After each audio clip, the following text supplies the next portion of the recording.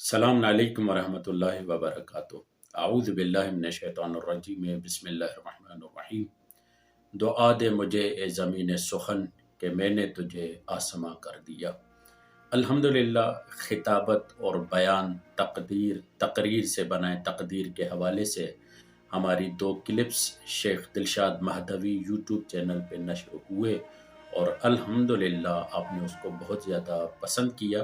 بعض دوستوں کے سوالات بھی ہمارے پاس آئے، ان سوالات کے جوابات ہم مناسب محل اور موقع پر فراہم کریں گے۔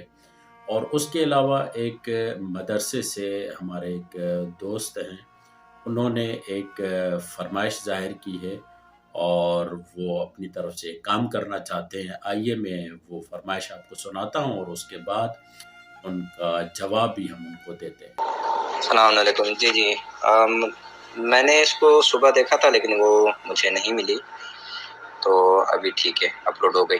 اچھا، آپ جو بھی یہ سلسلہ چلا رہے ہیں نا اپنا تمرین خطابت کے حوالے سے یا اصول خطابت کے حوالے سے، اس کی PDF اگر بن جائے، اگر آپ کے پاس ریٹن میں یہ موجود ہے تو مجھے زحمت کریں، کیونکہ میں سمجھ رہا تھا کہ آپ جب بتا رہے تھے تو آپ نیچے دیکھ رہے تھے، اس کا مطلب ہے کہ صفحات کی صورت میں آپ کے پاس لکھا ہوا ہے، تو اس کی پک اگر مجھے بھیج دیں تو میں اس کی ایک PDF بنا دوں گا کہ پھر ہم اس کو پرنٹ پہ نکلوا سکتے ہیں، یا اصول خطابت کے نوع سے کتاب جا کہہ لیں یا کتاب ہے جو اس کو ہم چھپوا بھی سکتے ہیں اگر آپ مناسب سمجھے تو،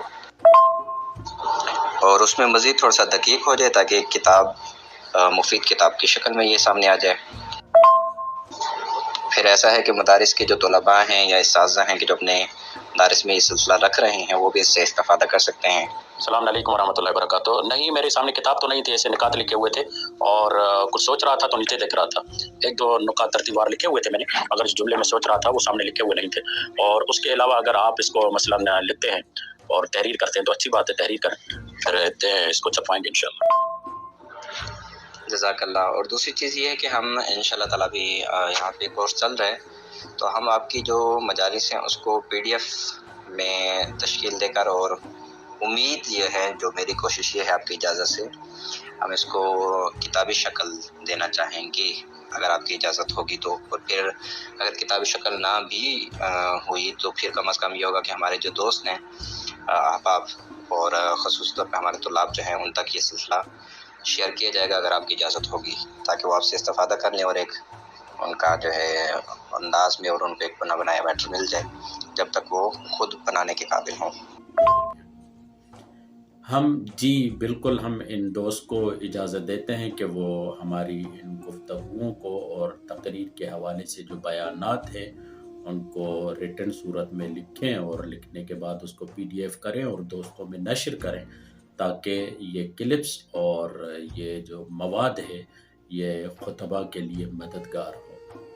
آج ہم جس حوالے سے بحث کریں گے اور جن موضوعات پر گفتگو کریں گے وہ کوئی 7 موضوعات ہیں جو مجموعاً بیان ہوں گے، اور پہلے مرحلے میں ہم مختصراً گرچہ پہلے ہم بیان کر چکے ہیں مگر باقاعدہ موضوع میں وارد ہوتے ہوئے خطابت کی تعریف کو بیان کریں گے، تاریخچہ خطابت کو بیان کریں گے، ساتھ میں جس زبان میں ہم خطابت کرتے ہیں زبان اردو، اس کی اہمیت، اس کی افادیت، اس کا تھوڑا تاریخچہ، اور اس زبان اردو میں کن زبانوں کی آمیزش ہے اس پہ بات چیت ہوگی۔ چوتھے مرحلے میں اہمیت خطابت پہ گفتگو ہوگی۔ 5ویں مرحلے میں موضوع کا چناؤ اور موضوع کی اہمیت پہ گفتگو ہوگی۔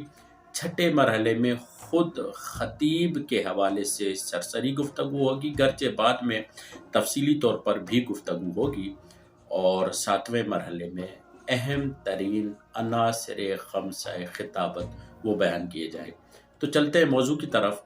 عوام سے اجتماعاً ہم کلام ہونے کا نام خطابت ہے۔ اصطلاحاً اس فن کا نام ہے جس کا مقصود و مطمع عوام سے خطاب کرنا اور اس کے دل و دماغ میں اپنی غایت و منشا اتارنا ہے۔ خطابت میں ترغیب و ترہیب دونوں ہیں۔ فی الجملہ خطابت زبان کا اعجاز ہے۔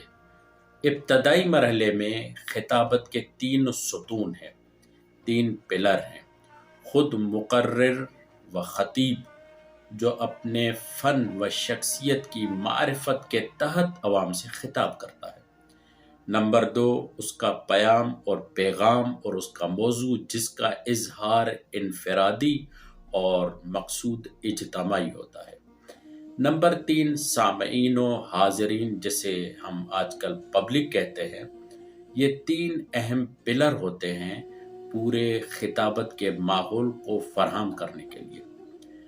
سوال کیا جاتا ہے کہ خطابت کب سے شروع ہوئی؟ تو پہلے کے دروس میں تو ہم نے اشارتاً کہا، قرآن مجید کی آیت بھی بیان کی، علمہ البیان، کہ خطابت اور انسان کی عمر جو ہے وہ برابر ہے، دونوں ہم عمر ہیں، مگر اس کو اور اچھے انداز سے آپ کے سامنے بیان کرتے ہیں کہ خطابت کب سے شروع ہوئی۔ مختصراً جب انسان نے بولنا شروع کیا، وہ شخص سب سے پہلا خطیب تھا جس نے سب سے پہلے ساتھیوں سے خطاب کیا، یا انسانوں کا ایک مجمع جو اس کے گرد و پیش تھا اس سے کلام کیا۔ انسان اور خطابت ہم عمر ہیں، دونوں کا ارتقائی سفر یکساں ہے۔ اس باب میں اختلافی رائے کا سوال ہی پیدا نہیں ہوتا کہ ابلاغ عامہ کا آغاز تقریر سے ہوا اور تحریر سے کہیں زیادہ تقریر کی عمر ہے۔ دونوں میں صدیوں کا فاصلہ ہے۔ پہلے خطیب خدا کے پیغمبر تھے جنہیں اللہ تعالیٰ نے انسانوں کی فلاح کے لیے مبعوث کیا۔ تمام خدائی کتابیں جو پیغمبروں پر نازل ہوئی ان کا سراپا خطیبانہ ہے۔ یہ بہت عمدہ جملہ ہے کہ آپ توجہ فرمائیں کہ تمام خدائی کتابیں جو پیغمبروں پر اتاری اور نازل کی گئی ان کا سراپا خطیبانہ ہے۔ ان کے لب و لہجے میں ایک خطیب کی گونج و گرج ہے۔ گو بعض صحائف امتداد زمانہ سے محرف ہو گئے، لیکن خطابت کی عمیق روح ان تمام کتب میں رچی بسی محسوس ہوتی ہے۔ اسلام نے جن مذاہب اور جن ان کے صحائف کا تذکرہ کیا ان سے قطع نظر دوسرے مذاہب جنہیں صدیوں کے تھپیڑوں نے مسخ کر دیا اور پھر جن کی تعلیمات کو پتھروں دھاتوں سے اتار کر ان مذاہب کے دانشوروں نے مرتب کیا، ان میں شروع سے آخر تک خطابت کا آہنگ نظر آتا ہے۔ ہر زبان کی نثر کا آغاز سماوی کتب سے ہوا، پھر ان کے بعد السنۂ شرقیہ کا ابتدائی ادب مذہبی رہا۔ اس کا لہجہ خطیبانہ ہے۔ انسان نے کرتاس و قلم میں انفرادیت پیدا کر لی ہے جس سے زبان و بیان اسلوب کی رنگا رنگ شاخوں میں تقسیم ہو چکے ہیں۔